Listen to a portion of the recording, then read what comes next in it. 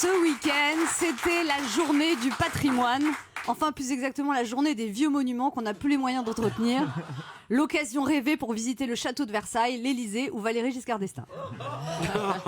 Hier, à l'Élysée, un horticulteur sans emploi a expliqué à Emmanuel Macron qu'il ne trouvait pas de travail, ce à quoi le président a répondu: Je traverse la rue, je vous en trouve, ils veulent simplement des gens qui sont prêts à travailler. Donc en fait, pour Emmanuel Macron, le problème c'est que les chômeurs ne traversent pas la rue. Mais voilà. Voilà la solution. On cherchait. Il y a plus de 6 millions de chômeurs en France, mais il suffit de bloquer la circulation dans une rue pour pas que le président se fasse renverser, et on le laisse faire 12 millions d'allers-retours avec le trottoir d'en face. Mais c'est pour ça que la vitesse a été abaissée à 80, pour permettre aux chômeurs de traverser la rue. D'ailleurs, il paraît qu'Emmanuel Macron va changer le nom de son parti, ça ne va plus s'appeler En Marche, mais Traverse. Selon Emmanuel Macron, quand on a une formation d'horticulteur, on doit accepter un métier dans la restauration. Mais bien sûr. Et à l'Élysée, c'est le cuistot qui tend la pelouse. Horticulteur à garçon de café, c'est vrai, il n'y a qu'un pas. Amis chômeurs bac plus 5 qui nous écoutez, si tu trouves pas de boulot comme bibliothécaire, traverse la rue, va bosser sur un chantier. Tu trouves pas de job comme architecte, traverse la rue, deviens aide-soignant.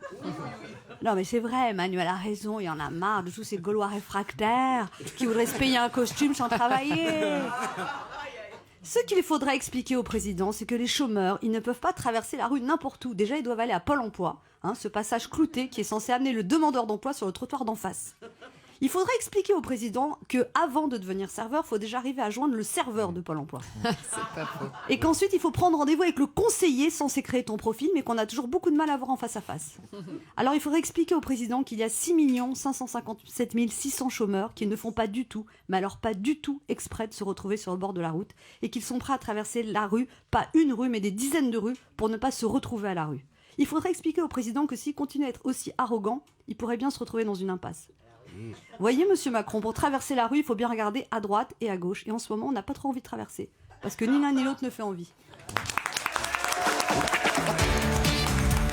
Anne Romanoff sur Europe 1.